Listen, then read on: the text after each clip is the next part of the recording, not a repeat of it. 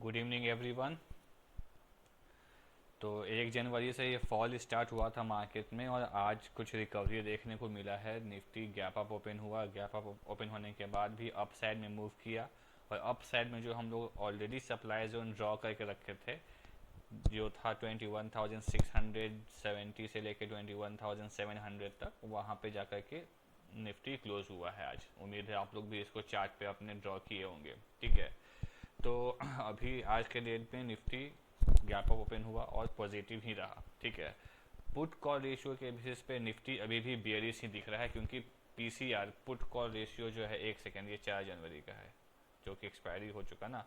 हाँ, तो यहाँ देखिए 11 जनवरी का जो पुट कॉल रेशियो है वो 0.99 है, मतलब लगभग फ्लैट है। और अगर प्रिसाइजली बात करें, एग्जैक्ट बात करें, तो निगेटिव ही सेंटीमेंट दिखा रहा है निफ्टी, क्योंकि ओवरऑल थोड़ा सा ही सही बट कॉल ज़्यादा है अभी मार्केट में।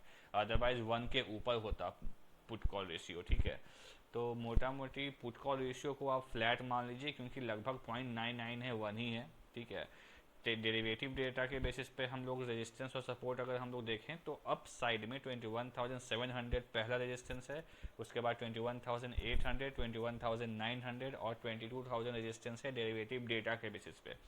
डाउन साइड में 21,600, 21,500, 21,400, 21,300 सपोर्ट है डेरिवेटिव डेटा के बेसिस पे।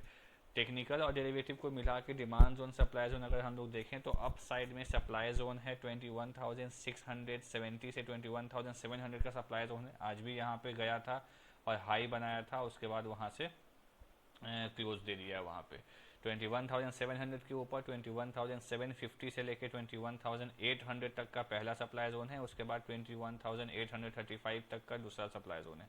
ठीक है, डाउन साइड में 21,600 से 21,577 तक का एक डिमांड जोन है, उसके बाद 21,500 से 21,460 का डिमांड जोन है, उसके बाद 21,400 और 21,300 का सपोर्ट है डेरिवेटिव के बेसिस पे। ठीक है, बीच में यहाँ पे 21,670 से 21,600 के बीच में एक यहाँ पे एक सपोर्ट है 21,638 का। ठीक है, ये यहाँ पे पहले भी यहाँ पे एक बार प्राइस रुका है 2 जनवरी को 12:30 बजे के आसपास, और आज भी यहाँ पे प्राइस रुक करके ऊपर की ओर भागा है 21,638 पे।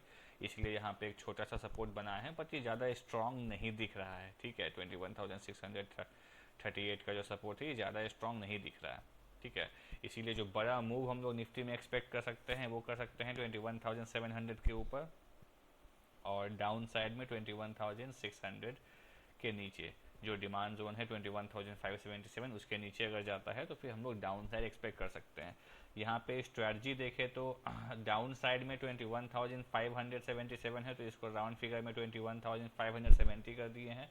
मतलब अगर 21,570 के नीचे निफ्टी सस्टेन करता है तो इमीडिएट रेजिस्टेंस हो जाएगा 21,600, और हम लोग इमीडिएट रेजिस्टेंस पे कुछ नहीं करते हैं, इसलिए इसके ऊपर चले जाएंगे 21,700। तो 21,700 का कॉल सेल और 21,800 का कॉल यहाँ पे बाई किया जा सकता है।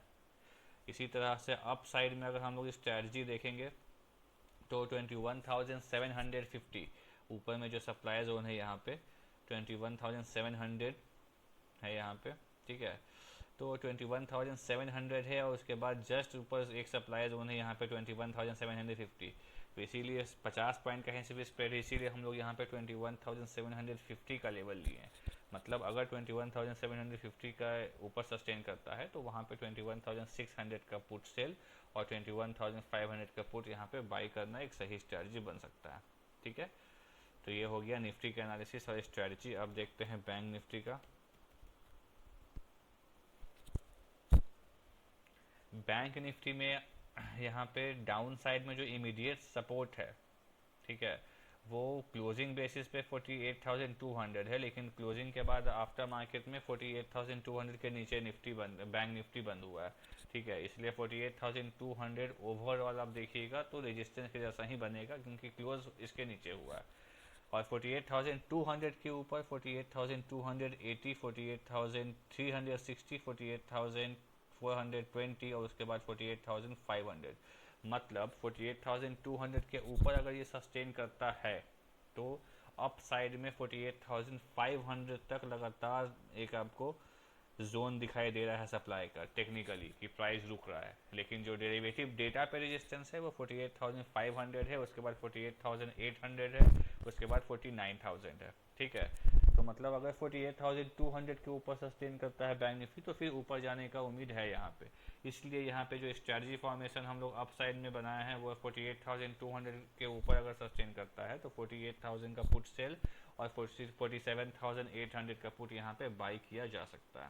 ठीक है, इसके बाद डाउन साइड में बैंक निफ्टी का एक रेजिस्टेंस है यहाँ पे 48,070 से लेके 48,000 का, उसके बाद 47,900, 47,800, 47,660, 47,500, 47,420, ये सब डाउन साइड में सपोर्ट है। ठीक है, अब यहाँ पे हम लोग डाउन साइड में स्ट्रेटजी कहाँ लगाएंगे, 48,000 के नीचे। क्यों? क्योंकि 48,000 मेजर सपोर्ट है।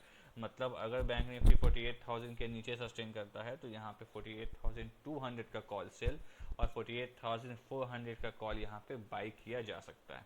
ठीक है, तो ये हो गया निफ्टी बैंक निफ्टी का एनालिसिस और स्ट्रेटजी। स्टॉक्स में आज लॉन्ग बिल्डअप में हमारे पास आज स्टॉक है चोला फाइनेंस। ठीक है, चोला फाइनेंस में आज काफ़ी ज़्यादा लॉन्ग बिल्डअप हुआ है, मतलब बाइंग काफ़ी ज़्यादा हुआ है।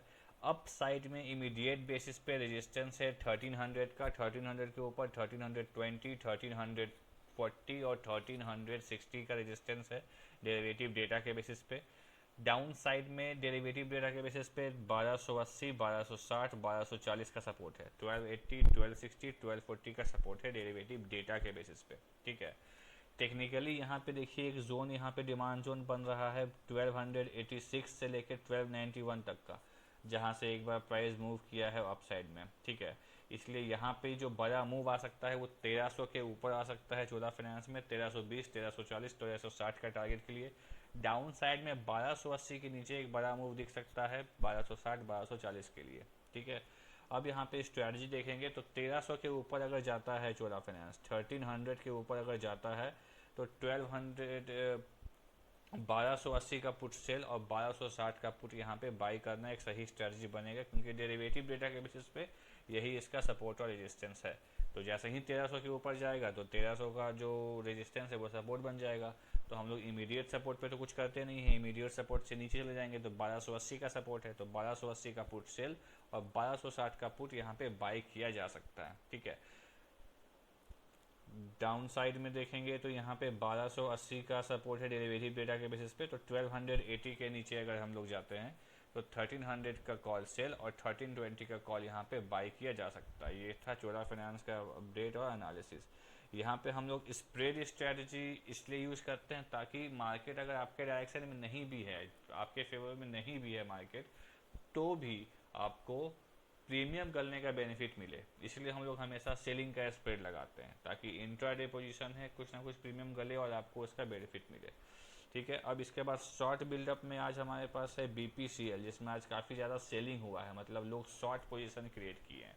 तो BPCL में अप साइड में रेजिस्टेंस है 455 का, 455 के ऊपर एक डिमांड सप्लाई जोन है 456 का, मतलब 455 से 456.50 सप्लाई जोन है। उसके ऊपर 460 का रेजिस्टेंस है, उसके ऊपर 465 फिर 470।